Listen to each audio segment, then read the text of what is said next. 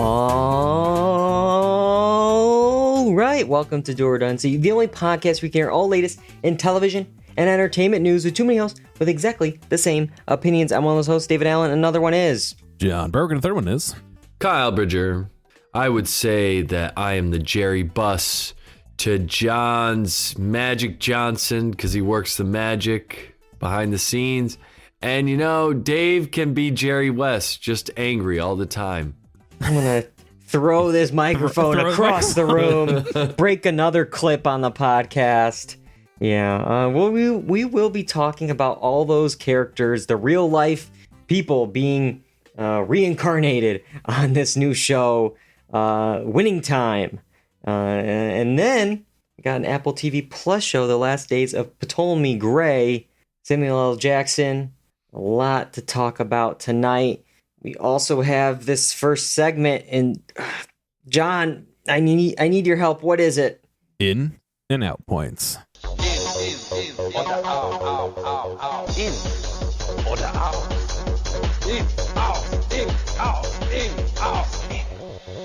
Yes, it is in and out points.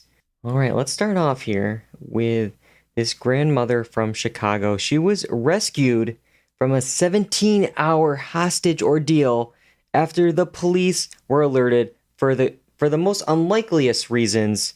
She was missing the solution to that day's Wordle challenge. All right, let's talk about Wordle. First of all, Kyle, have you been into the Wordle craze? Yeah, I check back in every now and again. I do it sporadically, so they could not find me if I was abducted. I would be dead because the Wordle is too sporadic. So please don't trust Wordle for your association with me and where my whereabouts may be. Please don't. John, what about you? Are you Wordling? I am a terrible speller, so I've done it's 5 letters, twice. John. It's 5 letters. Yes, but there are so many combinations, including words that don't. You can really put in exist. anything, and they'll tell you if it's right or wrong for you. Yeah, the key is getting it right quick enough. Yeah. That's the issue. So I've done 1 or 2. You can do marginal results.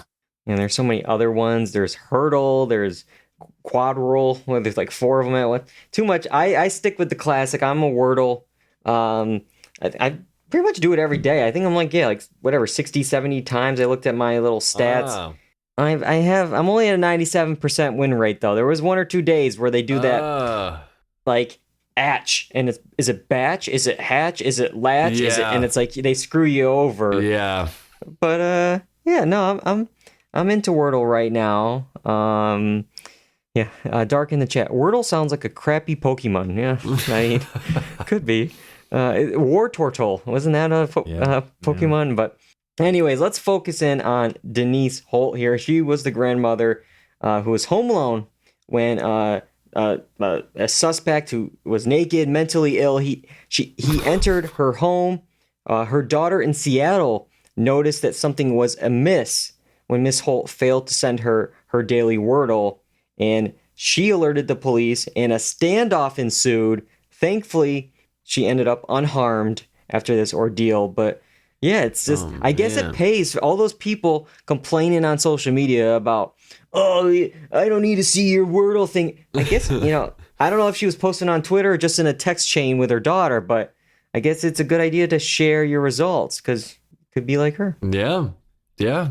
I mean, it's great. It's great for keeping track of your old people. That'll be their new advertising campaign. What are you trying to say? I play Wordle. You're trying to say I'm an old man? You're old. I was more concerned with the fact that you said this guy was a deranged naked man and then led a standoff. Yeah.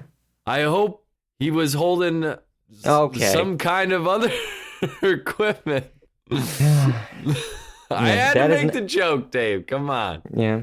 Yeah, it is a 5-letter word that you could probably use in Wordle.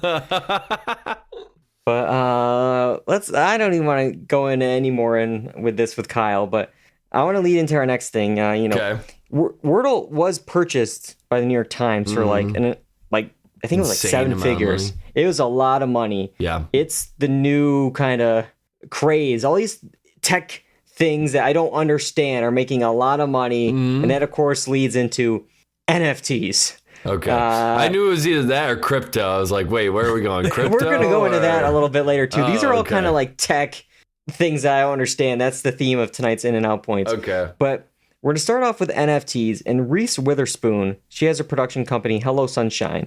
And they have forged a storytelling partnership with World of Women.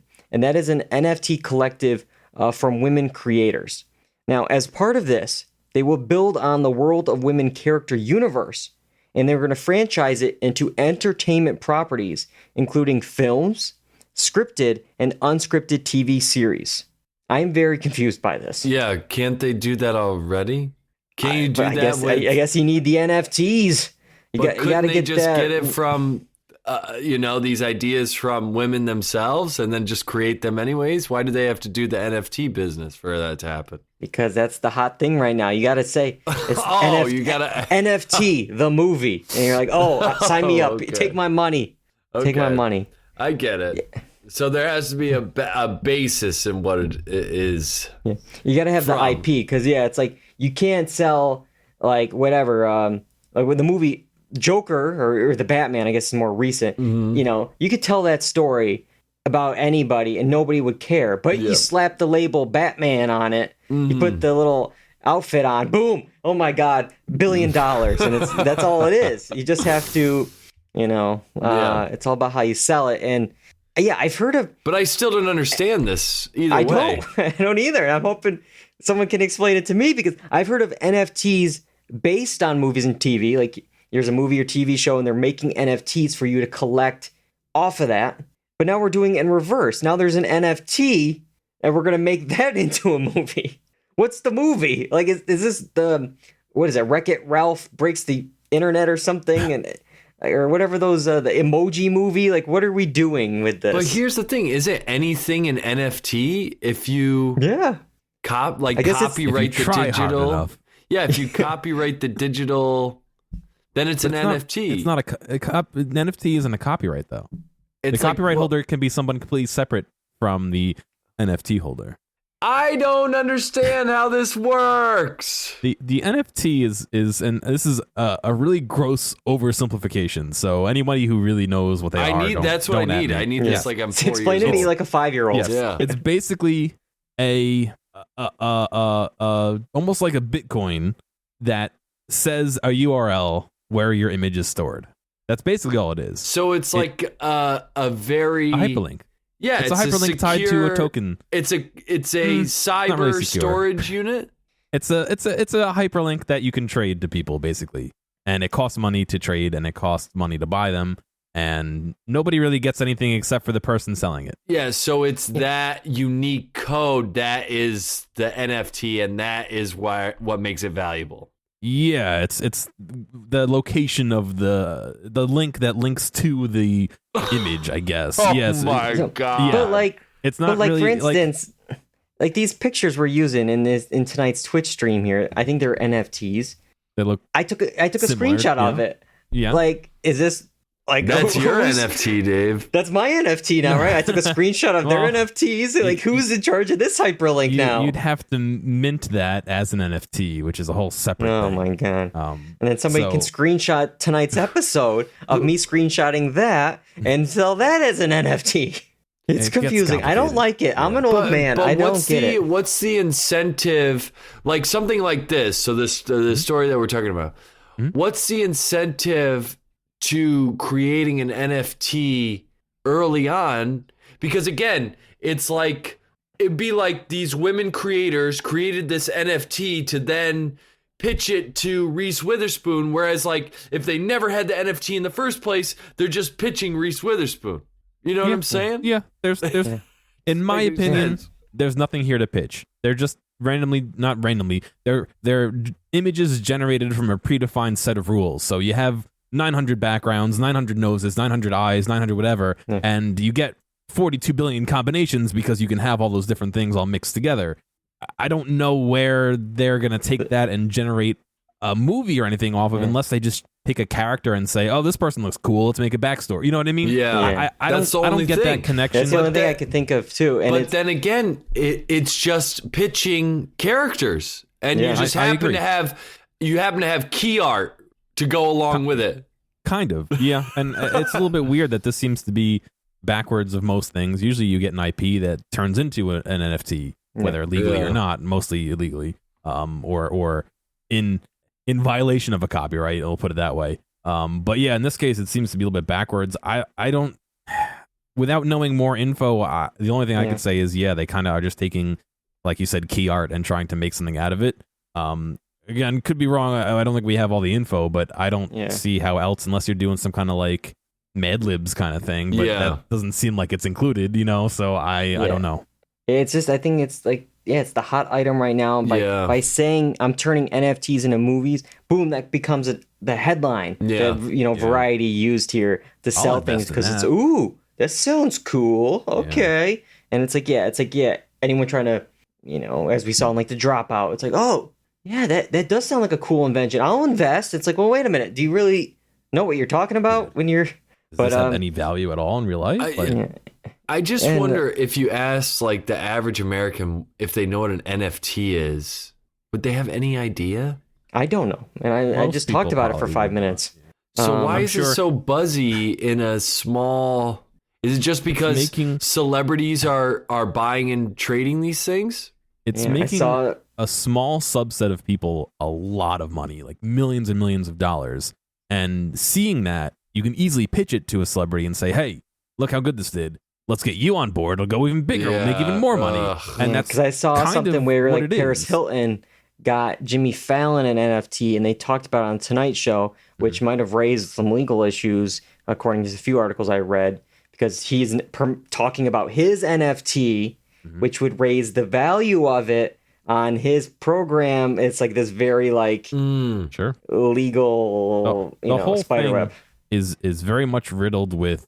I want to be careful about what I say. Potentially copyright violating images and artwork, and potentially shady methods of acquiring some of these things, and a lot of rug pulling where you say, everyone's going to put in $4 billion, and then at the end you're going to get this great thing, and you end up with like, a pixelated picture of a mushroom that, you can't tell it's a mushroom, it looks like something else, but you don't know, and that's what you get at the end of the day, and it's like you paid a ton of money for it, and the person who minted all these moved the money to a private wallet and disappeared, and all of a sudden you kind of just stuck with a JPEG at the end of the day. Man. A lot of these are like that. I can't say they all are, but in my view, the overwhelming majority of them are like that. There's no benefit, and a lot of people are trying to tie this NFT, this token, to more than an image. So if you own the token, you get access to like extra things, which is cool. But why can't you do that with a sign-in or a login? Why does it have to cost $20,000 for one of these? So I don't know. And it's supposed to be like, oh, you own it, so only you have access to it. But like, why sell it once to one person for $20,000 when maybe you can sell it to 20,000 people for $20 a piece, and then you have 40 billion or whatever the math is. Like I don't know. It just seems like it's very shady. A lot of these, and it doesn't make sense in my mind why you do it. And then on top of all that, there's other impacts like how much energy is being used to validate all this stuff, and what happens if a company goes under. You're stuck with a link that goes to nowhere. So if even though you download the image, your proof that you own the NFT just points to nowhere. So there's a lot of stuff that is not really well thought out, and like I said, it kind of exists to just make people fast cash, and people are doing it and getting out. Yeah, and I don't know much about World of Women, but this NFT collection for them has generated more than $120 million according to Vanity Fair. Yeah, so and it makes money. Yeah, and like nothing against this, whatever is happening here. Great for them that they're able to make this happen for them. I just have no idea how it works or why it's any different than what I was suggesting earlier. But they're working within the space that they're given, and they're making money. So who am I to judge them for doing that? That's good for them. It works because enough people believe in it. Yeah. But That's kind of almost all it is. I mean, you can make the fair analogy that enough people believe in money, because it's not backed by gold anymore. But the government isn't just stopping printing money and saying, haha, it's worthless now. Like, you know what I mean? That's kind of what's happening a lot in this. And it's hard to justify it when if this pitches and goes nowhere, what do you have? An image. Like, and even that, you don't really own the copyright, most likely. You probably just own the NFT to it. So they could potentially sell the copyright to somebody else who now owns the image, but you don't own the image. You own a link to where the image used to be. Like, I don't know. And how many things in development eventually make it all the way? Yeah. Like, very rare. So I don't know. NFTs. It's a tough thing, and it's not just this production. We should be clear.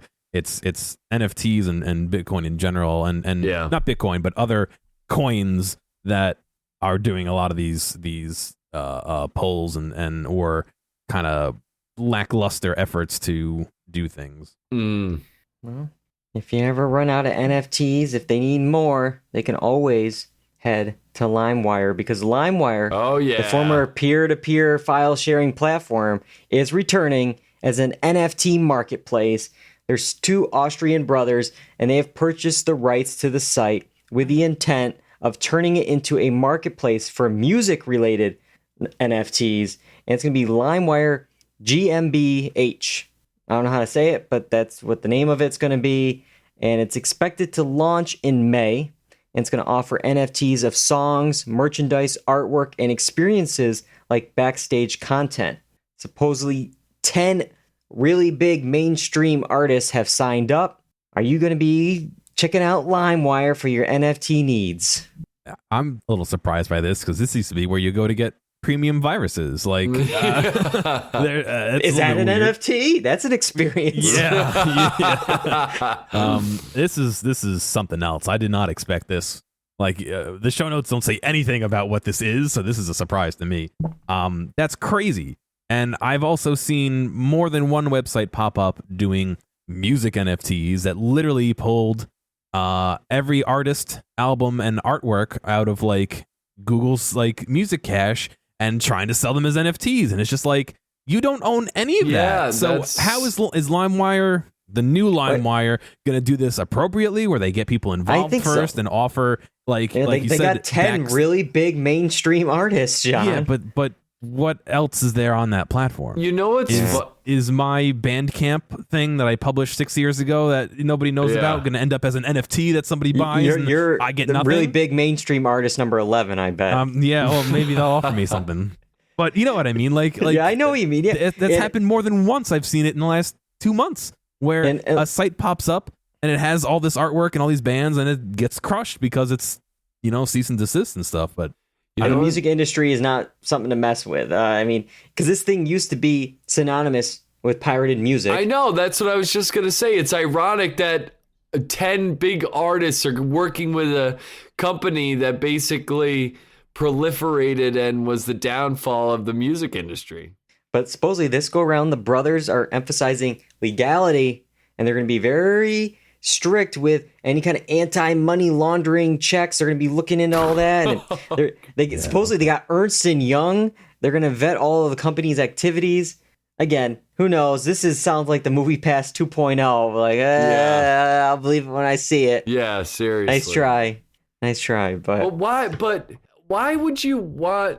I guess it's already has a name brand and associated with something, but it's not a great name brand. So why would you even want to go down this route? Beats me. Yeah. I don't know how much they spent for this yet, because people are going to be looking for other things and wanting the free or the pirated stuff. And then when they get here and it's like, oh, I got to pay for this NFT. Yeah. I'll find Limewire 2.0 and I'll find the other knockoff. Limewire was no good.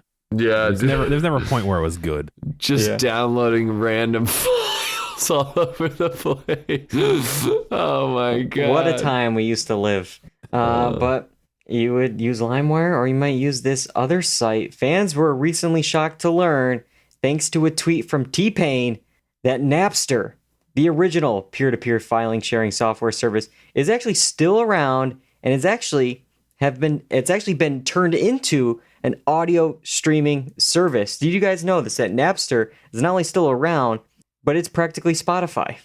Really? That's Supposedly? hilarious. Audio streaming service of Napster. Here we go. It kind of changed music, and now it is doing what music's doing. Napster and Metallica, was that the big case? I forget. That kind of blew that whole thing open. I'll have to look it up. Yeah. Do you still remember your first download of a song? I was first of all, I never had the correct internet speed I know, neither did until late in high school to even have anything to watch or download. But my friend might have had this and might have gotten a list from me of songs that I needed burned to a CD, maybe. Allegedly. Allegedly. A friend of a friend, I mean. This happened to him, not me. But yeah. I think the first song I ever downloaded on Napster was a Coldplay song. How embarrassing is that? Yeah. Man, I was going to say here. The Metallica and Napster case was the big digital copyright download case that spurred all the copyright laws and DRM and that was a big case. And ended up with Justin Timberlake in Social Network. Yeah. Full circle. But supposedly Dark saying, they've been legit for well over a decade, but they charge like $50 a month for music streaming. Yeah, no thanks. I'll stick with Spotify. Jeez, it must be the best quality. It must be almost analog quality. Back in the day, Napster was not the best quality. Again, my friend said that, not me. But, yeah, but it's interesting because this actually leads into this other story I want to cover because it all started with this tweet that T-Pain had where he shared how many streams it takes for an artist to make $1 on that service for your song. Mm-hmm. And while some numbers differ slightly from the official Recording Industry Association of America's findings from 2020, they're pretty close. We can talk about them a bit tonight here. Looks like Napster is actually the best when it comes for the artist here. Still, it's 53 streams, but 53 streams gets them $1 versus, I don't know, let's see, 315 for Spotify, but 750 for Pandora, and 1,250 for YouTube Music. Yeah, I'm also thinking about user share. So it's like 53 streams for Napster compared to how many users. Does Spotify have 4 times the users of Napster? That's true as well. And YouTube Music, is any YouTube video played count as it? Because then it makes more sense because look at the traffic that YouTube gets. But Pandora at 750. I mean, either way, artists should be paid for, what they're creating. But it makes sense with to me, the number of users for the subscription services, I guess. Yeah, I wasn't thinking of that. But yeah, maybe that's why the Napster spends $50 a person, I guess, for a month for music because they're given at least $1 eventually, if they even have 53 users to, but I mean, these numbers are very sad when you sit down and think about it, where it takes this much just for $1 for an artist to get. Because imagine it.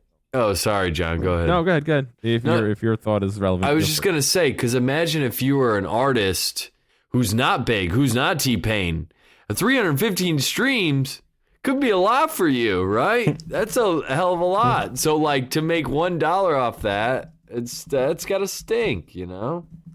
I asked that. Go ahead, John. My big thing is looking at this image. Did he make this image? Because obviously, at the top, the header is orange, but then you have a white paste over it that says "streams to make $1." And then each of the boxes, chart with a grain of salt. It's from T-Pain here. Each of the boxes has some obviously whited out area in each one of them, and then the font is different between the name of the platform and the dollar amount. So did he just kind of slap numbers around, or does he have something to back this up? I will say, because I looked at some of the ones from the Recording Industry Association things, and they were within a few here, and I'm like, okay, it's been 2 years. Maybe some things have changed a little bit. All right.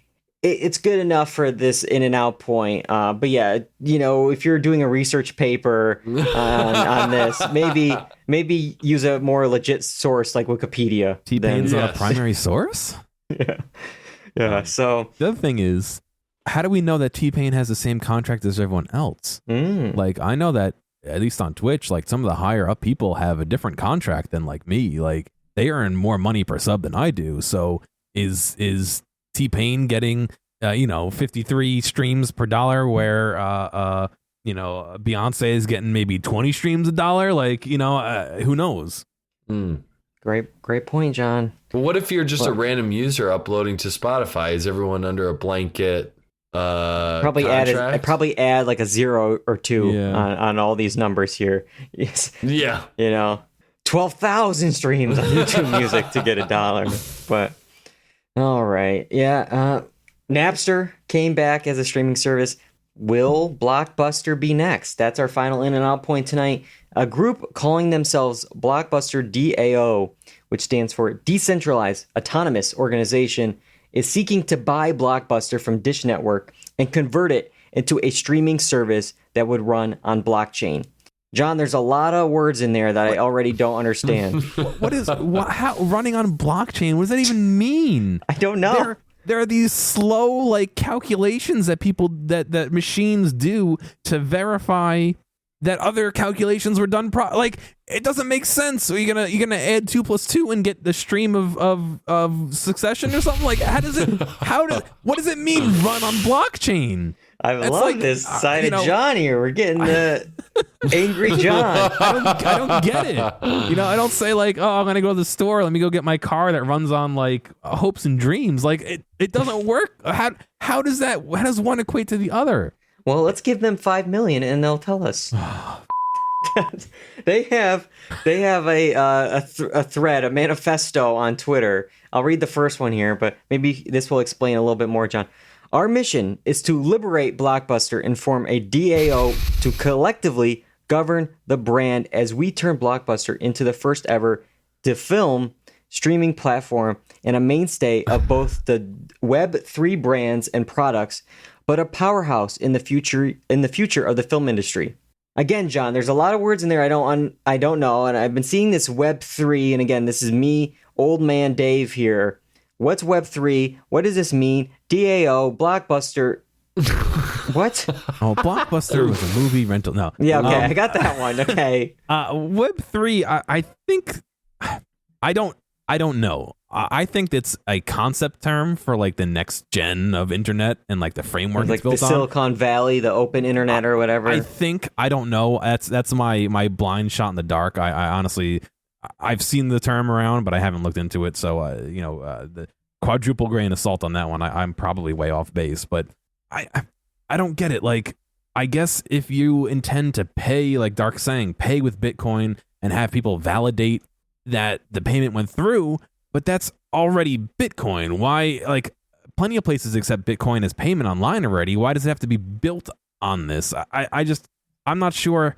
I'm not sure how they are intending to leverage crypto or anything like that besides having it in the name and being like, yeah, look at that, we got crypto. Yeah. Like that's the only thing I can think of. These transactions are not fast enough to send data and validate data. I mean, maybe you can validate that like the HTTP handshake is correct on your computer, so it's like copyright protection. Like that might be fast enough, but I mean, you buy something with Bitcoin, if you don't want to pay like what they call gas fees and stuff, like to make it go faster, these transactions take a significant amount of time. Like, I don't know.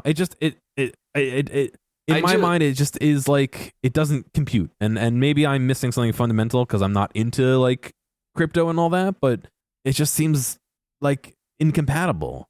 I just wonder if it's like the crypto giants actually wanting to do something cool with a movie service, or if they're using the name like Blockbuster to try and raise more awareness to crypto. So it's honestly like an avenue just to get like more people into crypto more. You know what I'm saying? Rather than I totally get what you're saying. We're looking at this in and out point or whatever from a streaming movie perspective, but really maybe the idea is more of a crypto than the movie portion of it.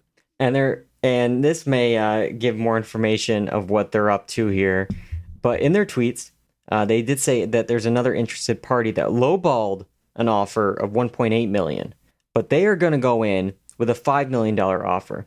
But the catch is they don't have it. They're crowdsourcing this $5 million from so the they fans. Came up with the idea. They want us to fulfill that destiny. Yeah.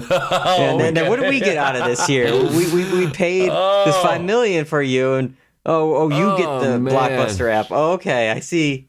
I'm gonna crowdsource my own destiny. Yeah. And the number, I mean, first of all, if this other low ball offer is 1.8 million, they're going in with 5. Here's something for you. Dish initially bought Blockbuster in 2011 for $320 million. Oh my god. Oh my god. And that's like that's like 2 years before Netflix started doing original series. Like, that was probably like, yeah, this is Blockbuster. Maybe this will be the future. They'll start doing what Netflix is doing. And then it's like, oh, you don't know what's going to happen in 2 years. But oh, man. $320 million. They want $5 million to try to buy this company from Dish. I know, but you also... I was going to say, I like how they're starting to already use the name like Blockbuster in their like marketing and all that stuff. And they haven't even bought it yet. Like, yeah. Make some other corporation that's going to own it, that you can have a name that's not the thing you're trying to buy. I mean, they're going to try and offer $5 million, and they're just going to get a cease and desist back. Like, it doesn't make sense to me. I just had this thought of this crypto group being like, there was a competitive offer, a lowball offer of 1.8 million because we made it. It's now 5 million, but we're going to crowdsource the effort here. Well, if they're going to go for $5 million, I think we can outbid them, guys. And if we go for maybe $5 million and $1, we get our fans a dual redundancy. Let's prices right there. ASS. Yes, let's do it. All right. I'm excited. I think we have an idea here. We're going to be the proud owners of Blockbuster. I'll take 5,001 cent, Bob. You're all overbid. Sorry. Yeah, we just need the DR NFT. Dark, make it. Do it. Well, we'll cut you in on this deal for Blockbuster. All right. Well, we have some shows to talk about. We should get to them here. In order to talk about them, we have to go back. So, guys, send us back. We're back, baby. Gotta get back in time. All right, here we go. I think I was late on that one. Yeah. You didn't. No, not a winning. I don't even know what I'm saying. I'm trying to do like a Charlie Sheen. Remember back in the day when he was winning and all that Tiger Blood, whatever. But anyways, it's winning time, and it's the rise of the Lakers Dynasty. The series premiere, The Swan, March 6th, HBO. This sports drama is based on the book Showtime, Magic, Kareem, Riley, and the Los Angeles Lakers Dynasty, and it's going to tell the story of the NBA team in the 1980s, with season 1 specifically focusing on Magic Johnson and Kareem Abdul-Jabbar. All right, Kyle, we're going to start off with you. You're our resident sports fan on the podcast. What did you think of Winning Time? I enjoyed it quite a lot. It was cool to get a retro perspective. I like the filter they kind of used. It enhanced the mood, the tone of the show. And Adam McKay is, doing all the Adam McKay things, but I'm right there. I'm right there the whole time. So I'm enjoying it. I do like the characters. In fact, some of the characters' perceptions I have of them through like the sports world, very different than what's portrayed here. So it was refreshing to get a different look at things. So yeah, I mean, all these characters are unique, and it's a integral time for the NBA. So it's a cool story, a lot of interesting things, and Magic and Larry Bird are credited with saving the NBA, really. So yeah, and you could tell HBO is putting a lot into this show. I mean, you got Adam McKay directed the first episode. Mm-hmm. You have Jonah Hill just showing up for episode 2, directing that episode. Huge ensemble cast with people still to come. I mean, these are just the ones that are mentioned that we haven't even seen yet. Adrian Brody, Sally Field, Michael Chiklis, Jason Segel, Tracy Letts, Gillian Jacobs, Julianne Nicholson, etc., etc., etc. So many people involved with this. Before I get into like some of my pros and cons, John, I want to hear what you thought of Winning Time. I enjoyed it. I like Kyle said, I really enjoyed the cinematography and how they filmed it. I liked it a lot. I wish that there wasn't quite as much film grain because HBO doesn't let you crank the quality up really high. I think it would look absolutely beautiful if you can do a proper 4K, like really nice stream, but they limit their browser streams down to 720p, and even that's not at a great bit rate. So I could see how good it could be, but it wasn't quite there on the platform. Not at all an issue with how they did it. It's an issue of delivery on HBO's end. But yeah, just the way it was cut and all the extra stuff they put in. I really liked the fourth wall breaking. I thought that was brilliant, and I love the way that everybody did it, kind of separately from each other, but everybody did it. It wasn't just one person doing it. And yeah, it made me kind of excited to want to see some more. I am a little sad that I didn't have time to watch more than one, but I'm probably gonna go back and check out some more. And I think it's gonna be pretty good. Yeah, and I will actually probably surprise some people with this. There was, Kyle warned me. Adam McKay. There's a lot of Adam McKay. His vibe is in this for sure. And it wasn't as bad as I thought. And I think because I am coming in as an outsider into this world, not knowing much about sports, I think the fourth wall breaking actually made it work a bit more. And because, I needed the explanation. It wasn't like in Vice when they talked down to me. It's like, oh, you should know. You shouldn't have gone to this concert. You should have been paying attention. It's like, dude, I was 9 years old. Don't blame me. But like this, it's like, okay, well, this is this person. This is that person. And I also think it helps with who's delivering it. The majority came from John C. Reilly's character, Jerry Buss. And I feel like not only the character, but also the actor kind of has this charm factor about him. I mean, who doesn't love John C. Reilly? So I think that helped make it more tolerable because, yeah, he seems like a friendly guy telling us a story instead of you should do this. And it's just like, okay, I get it.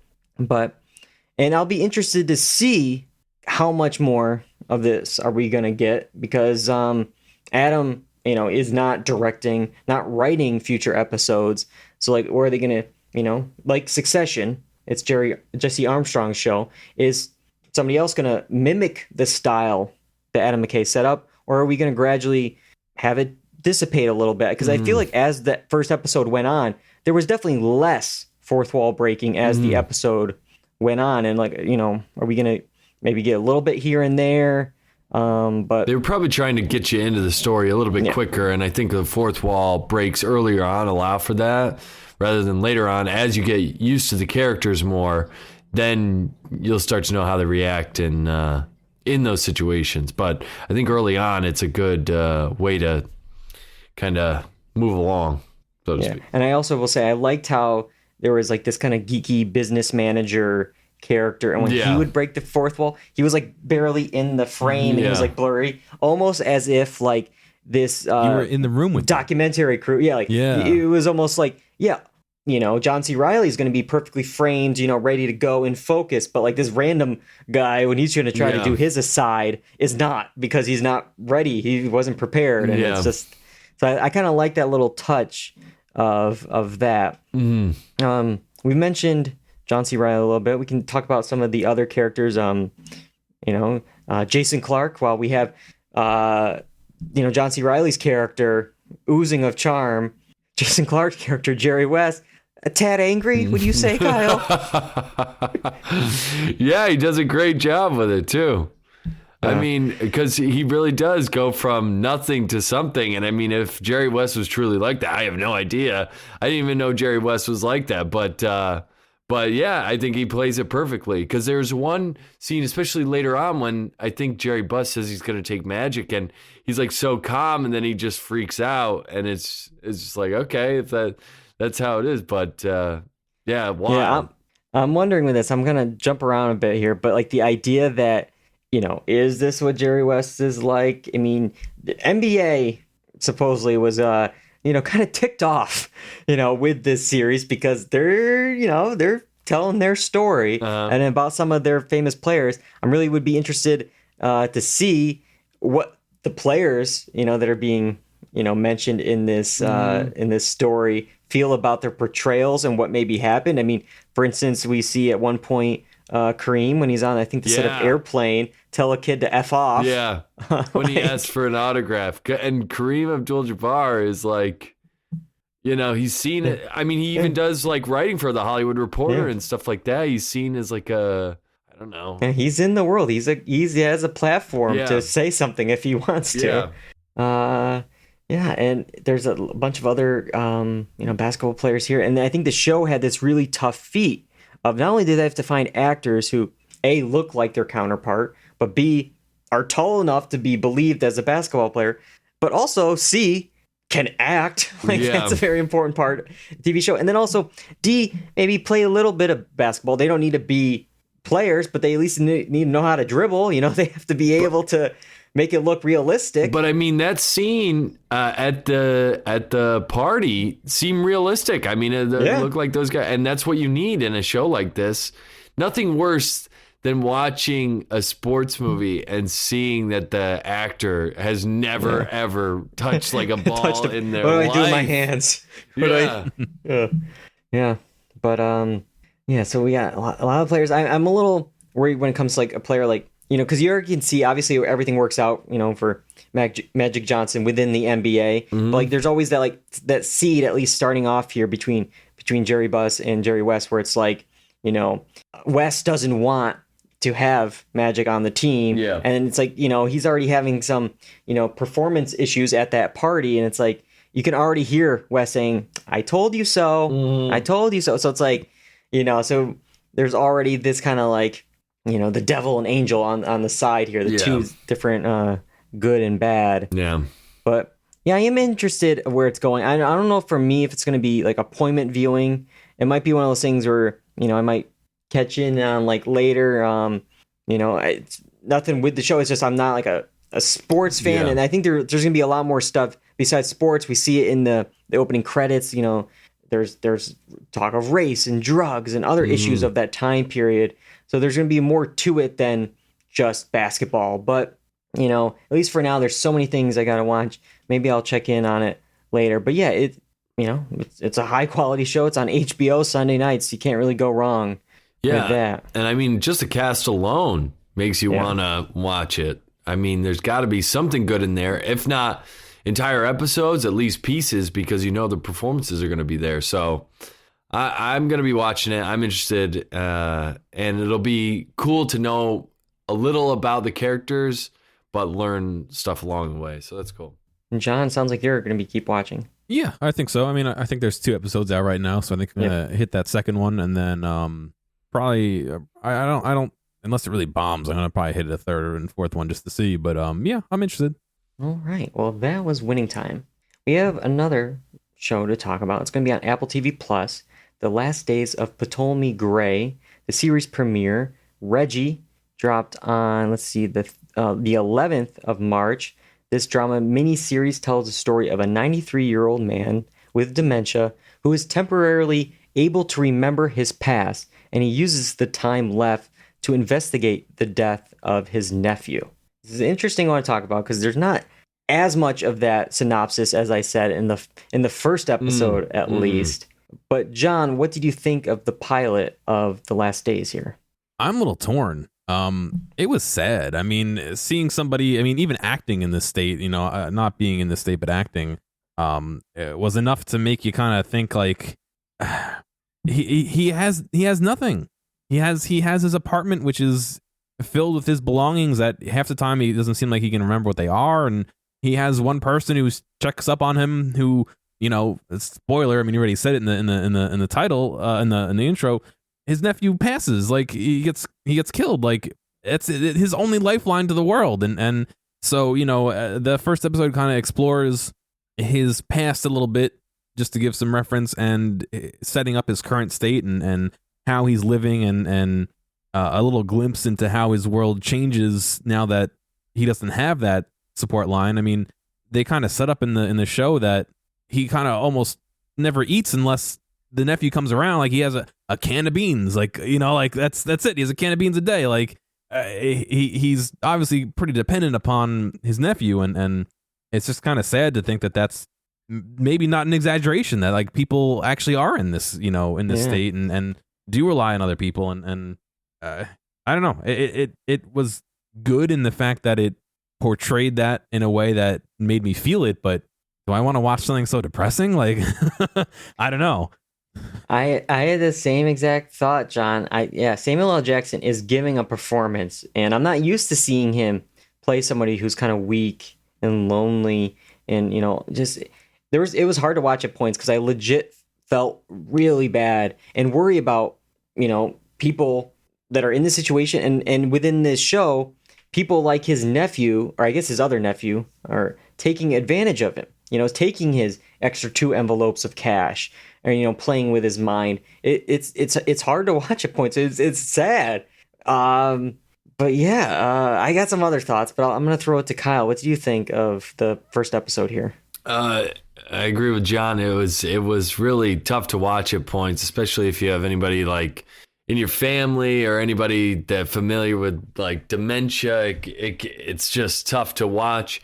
And I think the whole first episode is a lot of character building because if you really think about it, this episode could be boiled down to the beginning shot where we see him in a much better, what seems like a much healthier state. Yeah. Weirdly with the gun. And then at the end when he says what his objective is, because the whole first episode, I was thinking about this right until the end. It's like, what is happening with the show? It's like a day in the life, which is fine, but what is his purpose here? And in fact, I still don't know, is the stories from his youth important because they're shaping him through his dementia, or are they going to play a bigger role in his life later? Because to me, it was just too ingrained in the show to not have some kind of bigger effect later on. But it just seemed like, I don't know, as soon as his nephew goes down and like we have this, you know, it just seemed like on the back burner the rest of the episode in comparison to the front half. Does that make sense? Yeah, definitely. Yeah, they definitely set up, you know, the beginning where he's healthier. He looks strong. He's ready to take on whoever is knocking. Maybe it is the person he figured out might have killed his nephew here. But yeah, this episode was kind of a setup pilot. Like, it was like we almost needed another episode if we had the time, because it wasn't until the end where we got the hook of the series that you know, he's going to try to solve this murder of his nephew. And we see the flashes and the visions of his past at different points. And yeah, I'm curious to how that's going to factor in, if at all, because, you know, the murder is contemporary. It's, you know, present day. It's within the last week or so. And it's like, he wasn't really there for a lot of that at all. So like, how is he going to be able to figure out, even from his own memory of what happened? The only, you know, at least clue right now is like, we have that woman on the street who, I guess when his other nephew came by to take him to the bank, was like, yeah, you owe me money and this and that. And it's like, oh, maybe she's, you know, at least that's a starting point. Yeah. Because that's the only other person we didn't get much outside of his family who it could be. And that would be quite a shock if it was somebody in his family. Yeah. So there's that. And then there's also this mysterious locked room in his house that's behind a curtain, probably to keep, you know, him from looking over that way. Very curious to what that could be, if it was maybe a bedroom of his past partner or of a child or something. I don't know, but it's trying to definitely keep those memories out of whatever is in that room. Yeah.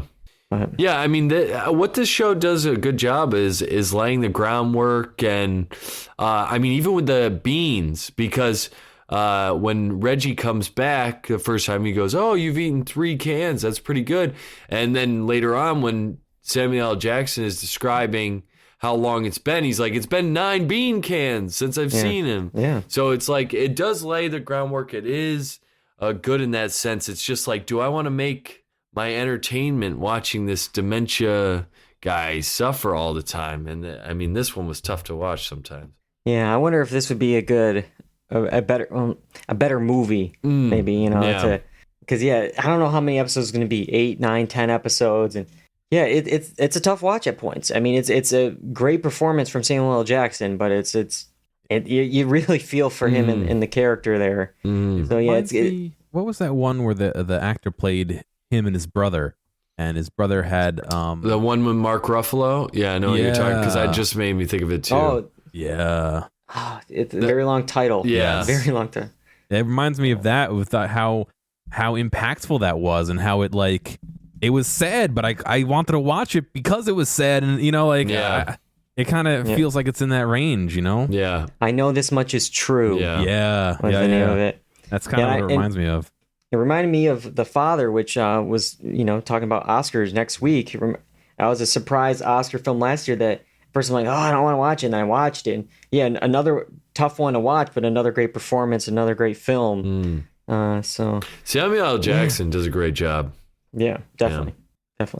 So yeah, it sounds like, you know, it's a tough watch. We don't know if we're going to be watching more of it. I am interested in it. It's definitely well done, too. but Maybe in the future, and maybe in a different mood. yeah, but I think you're going to stay on the same platform though for your quick check, Kyle. I Do we am. have time? I think we have time for a quick check. Quick check. All right, start us off.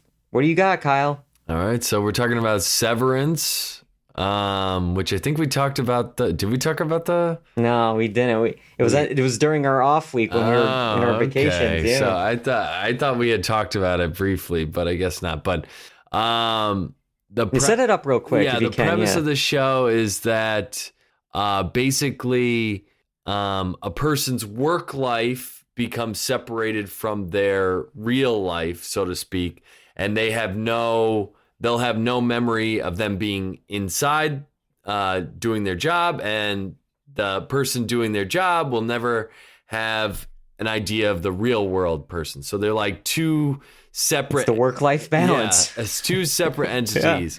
And so then it calls into the morality of like this person that you have locked in a area just working, and that's all they'll ever know. It's like, what is the morality of that? But yeah, so Adam Scott's the main character, and he's seems like he's having a tough outside real world situation, and then some clues keep happening at work to make him question like what he's doing in there. And it seems like he's been drawing maps before, and coworkers have been drawing maps of like this area. And then we've got this powerful being that watches them all the time, and no one really knows what they're doing there, but they're kind of doing this work that's code-like, but it manifests itself in like dread. But then the dread never seems to go away based on like what is happening to other characters. So it's kind of a wild show. I'm really interested in it. I think all the performances are really good. The production design of it is really cool. And it's just an interesting premise. And it's keeping me on the edge of my seat for sure. Yeah, I really like this show so far. It reminds me a bit of Mr. Robot mixed in, but definitely with Black Mirror. It's very stylized, great direction from Ben Stiller. It has one of the coolest opening credit sequences it does. I've seen in a while. It is cool. I gotta check this out. It sounds like. Yeah, I was just I'm about to behind. ask you, John, if you've been watching it. No, I haven't even heard of it. No, I definitely think you would like this show. It brings up a lot of questions, as Kyle was saying, with morality, and then even as like a viewer, when you're watching it and you even start questioning things, it's like, wait a minute, could they do this? And then the show, it's like, we'll answer it. Hang on, and it's like because there's a new employee that has joined this group, and she doesn't want to be there, and she's trying to get messages out to her other self. It's like, is that possible? Can she resign? It's like there's a lot of things in it where. And I think it's not to give anything away. Stuff from the real world is going to enter into the work world and vice versa. And and there happens to be other departments in this office building, but they don't really know each other and they keep them separated. But then it's like, is there some like inner office? Yeah, is this like a psychological experiment that somebody's doing? They actually don't really care about the work that they're doing. Yeah, I don't know. It's really weird. It's really, really weird. Yeah, so definitely, I think check that out, John. I think you'll like it. I got a quick check for you here. Of course, it's reality TV, Survivor Time. The 42nd season dropped last week. I got to talk about it. It's only been a 2-hour premiere, but there's been a lot of stuff, good and bad, to talk about. I'll try to sum it up as best I can.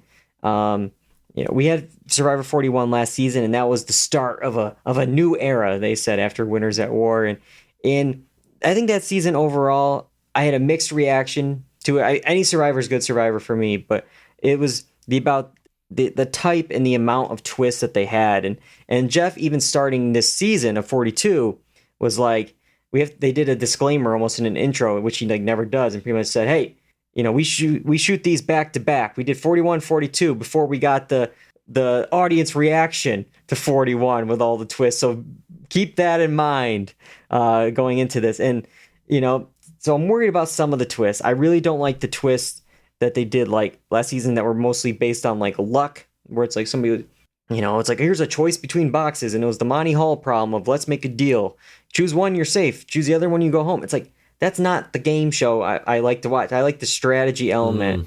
And they have this new twist called the amulet twist, where like 3 players, one from each tribe, were secretly pulled away kind of during a challenge. During a challenge that they're running around, they get pulled to the side pretty much, unbeknownst to the rest of the cast. And they're pretty much given a 3-part advantage. And it's like, all 3 parts have to be in the game in order to use it. But if only 2 parts are in the game, if somebody gets voted out, it becomes a little bit stronger, a little bit better. If 1 part is left, so it's like you have to be like, should I work with these 3 people? Should I vote these 3 people out so I can get a more powerful thing? So it's like it already makes like a dilemma of what you're going to do in the strategy element. I like that kind of stuff. And I will say the kicker to all this little thing, as they were going off on the side of the challenge, they were away from the rest of the tribes. The show gave them, to help explain their absence, vats of mud and fake blood to use. And it's like, wait a minute.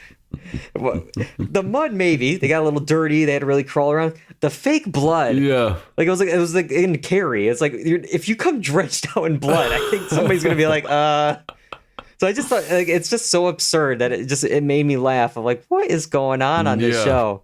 But it's I'm always in to see what they do in the backstabbing and the social elements, and I just worry a little bit, like, is there too many twists? I'm a super fan. I listen to podcasts about it, and a lot of these twists are the same from 41. It's almost too much for me. So is there a normal person out there coming home from work on a Wednesday night, just plopping on the couch and even understanding a lick of this? I don't know. Maybe they're just doing it for the fans at this point. Yeah, and maybe. If you're there, you're there. Yeah.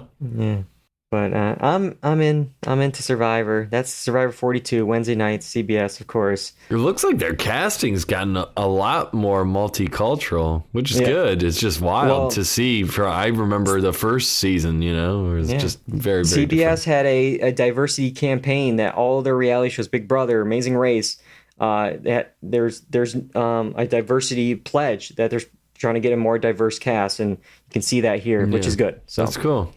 All right. John, let's end it with you here. What do you have? Checking in on Pam and Tommy. I don't know if you guys finished it. I did, yeah. You both did. Okay, good. Maybe you'll share my sentiments here. I thought that it peaked mid-season and then kind of trailed off, unfortunately. And I get, and I guess spoilers for real life events, like the resolution was that they broke up, and like that's kind of how it ended. And so I guess it's kind of hard to make that be the high point of the season, but I was a little disappointed that it kind of shot up pretty steep and then just coasted back down a little bit. So I don't know. I like that they had episodes that were kind of, it was looking at Pam and Tommy and you didn't get anybody else, and it was looking at somebody else and you didn't get Pam and Tommy, or you got a little bit of them, and exploring the lawsuits and how it kind of backfired and all that stuff. I like that. It was kind of cool.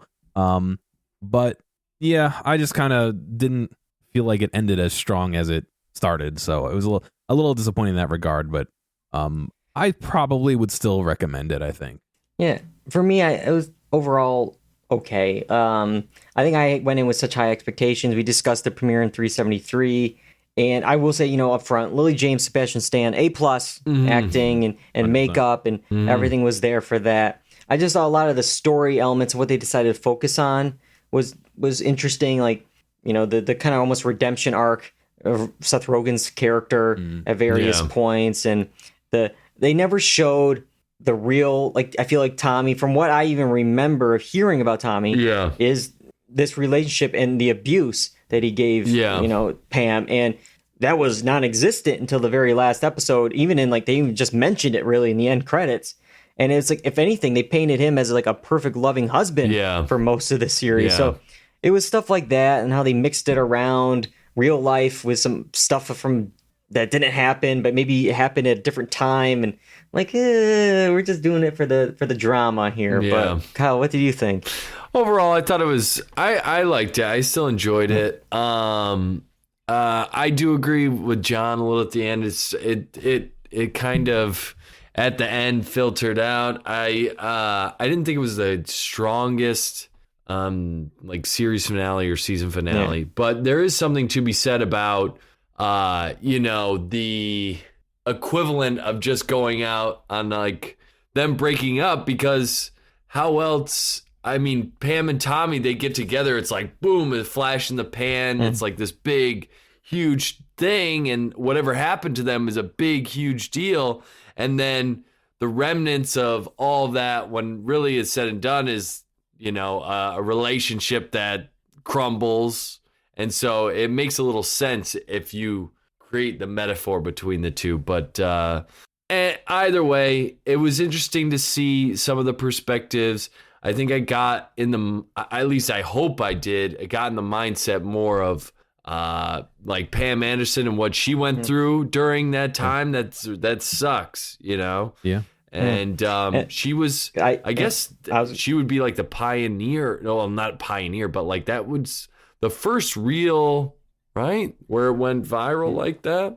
I would believe so. I mean, especially with the timing of the internet. And I do wish that she was more involved, maybe like with how Monica was involved with American Crime Story the last season. She wasn't involved with this project, but I did see that she is going to do something for Netflix, like a documentary. So we'll have to see that if, to get, the maybe the true story of what really happened. But I will say one quick nitpick.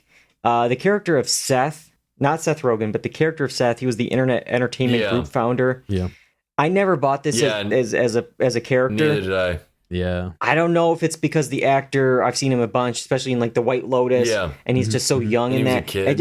It was like, I don't see this as like, especially towards the end, as like the villain. It just didn't work. It didn't work for me, but really took me out. No, but I didn't like it either. All right. Well, that was Pam and Tommy. That was our quick checks.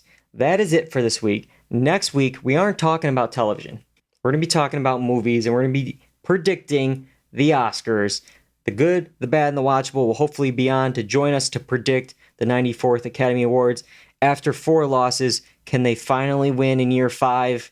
God, I hope they don't, because I don't want to watch anything bad here. So, fingers crossed. But yeah, we will be talking about the Oscars next week. It's always a fun one when they join us. It's going to be a good live show. So make sure you're subscribed on YouTube, youtube.com/doordancy, Apple Podcasts, Spotify, the blog, doordancy.com. And you can watch the live show on Twitch, twitch.tv/doordancy, 8 p.m. Eastern, Monday night. Check it out on Twitch. You can also follow us on Twitter and Instagram at @doordancy. Let's see, I got to thank both you guys for joining me tonight, for watching these shows, trying to explain NFTs to me. I'll never get it. Yeah, and for John, I'll have to study tonight. Yeah, and for John directing the show, putting it up on Apple Podcasts and Spotify. I couldn't do it without you guys. I broke my streak of not cussing. Yeah, well, you'll be the one editing that. Until next time, I'm David Allen. And I'm Kyle Bridger. And that's all we got for Do or Don't See. Goodbye, everybody.